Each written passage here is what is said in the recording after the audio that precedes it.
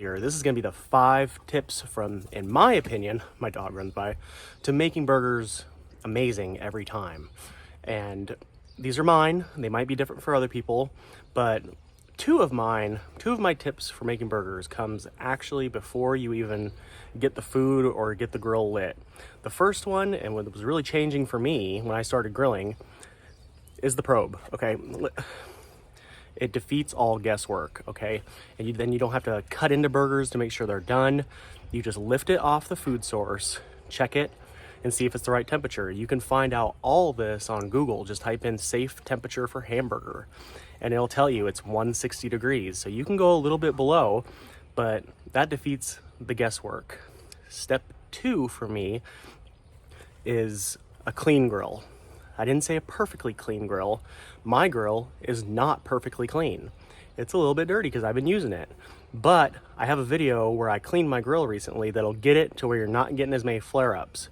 So go check that video out if you want to see how to clean one of these grills. I didn't get it perfect because I use it a lot. It doesn't need to be perfect, but it needs to be somewhat clean so you're not smoking a ton and spitting up flames constantly all over the place. Maybe a grease fire, which we don't want to have that, and prevents you from opening the lid constantly, which isn't necessarily bad, but you want to keep it closed a reasonable amount of time. So now we'll get into step 3.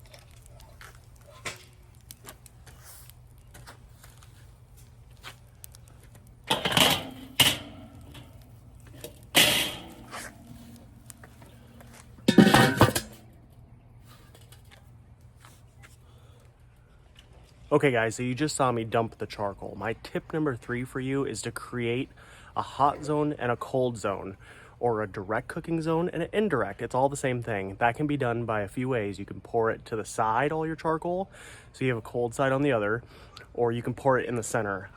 I like pouring mine in the center, not all the time. I'll show you what I mean. So if you look here, I got all my coals centered in the middle. So I'm going to put my burgers around the edges so I don't have to flip it as often. If you put all these throughout the entire thing, you're going to get too much flare up, and then you're going to be tempted to flip to try and combat how hot it's getting under the burger. Then you risk breaking it apart.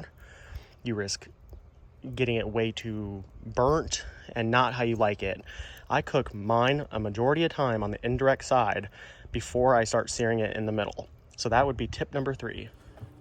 To elaborate even further, like I mentioned, I already mentioned this, but I always start mine indirectly around the edges of that flame. I got some really big burgers right here. Experiment with your seasoning. You can just use basic stuff if you want just to start. Salt, pepper. Me, I have a bunch of different seasonings on here, but I'm not going to get into that. If I get enough requests, I'll post the comments down below, but I have the seasoning mixed into my grind. I mixed it all up. So see how I'm all the way around it? I'm going to get indirect cooking. Then when it goes time to flip, my burgers will be cooked a little bit so they don't fall apart. Gonna let that go probably for about 5 minutes, and I'll check on it. All right, guys, tip number 4. We've been going, around 5 minutes. I haven't even been timing it. Just let it go for a little bit, and then this brings me to my next tip, which is important. Don't worry about checking too much. Now, don't hit me with that down in the comments. I'm not saying it check it every 30 seconds, okay? But if you need to take a peek every now and then, it's not going to hurt anything, okay? So people are always, you know, can I only flip it once? Can I only open the lid once? You don't got to worry about that. You can flip it as many times as you want, in my opinion, because they're already firmed up to where they can flip. Now, don't be excessive. Okay, that's what I'm trying to get at. So these are probably just about ready to be flipped. Again, about 5 minutes. Here's my bonus tip, which actually would make it tip 6, but go with the grates. If you go against, you're gonna risk, can't talk, nicking your burgers and then making them fall apart. So see how easy it is when you go with it?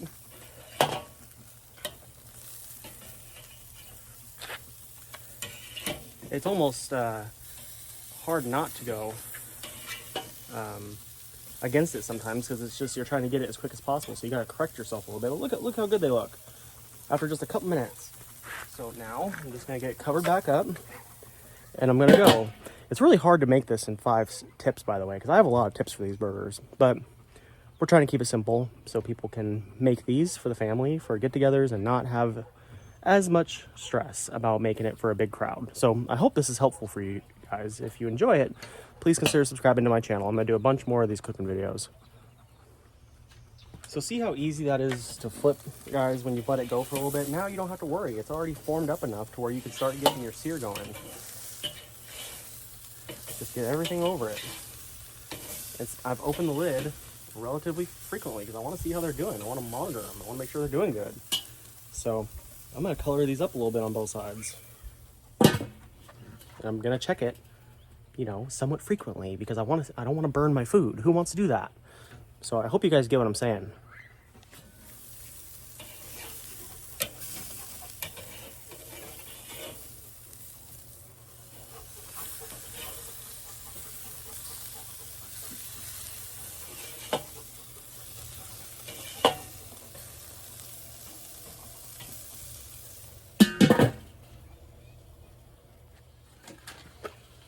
So now that I've got it over the coals for a little bit, and I've got the color I like, I'm going to move them back to the edge, and that's where they're going to finish.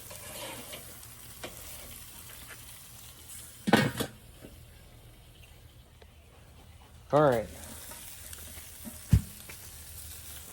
My bonus tip, because I have another one, it's hard just to do this in 5. Maybe I should do like a top 10, is to get your food off the source so you don't get indirect reading. Which that's getting kind of close, 125, so it's working on it. Those coals are very hot. All around 125. Still a little bit longer. See how many times I've lifted my lid too. My last and final one is to get the cheese on pretty much when these are done. Right? I'm right around the 150-degree mark right now. And these are only going to take a minute for this cheese to melt, if that. Goes on at the very end.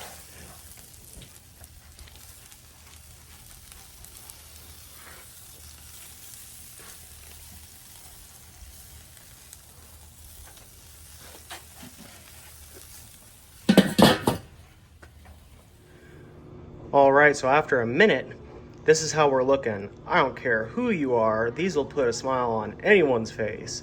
So these turned out amazing. Only thing left is to assemble it however you want. Pretty simple, you can use anything. Be creative. So I hope these tips have helped you.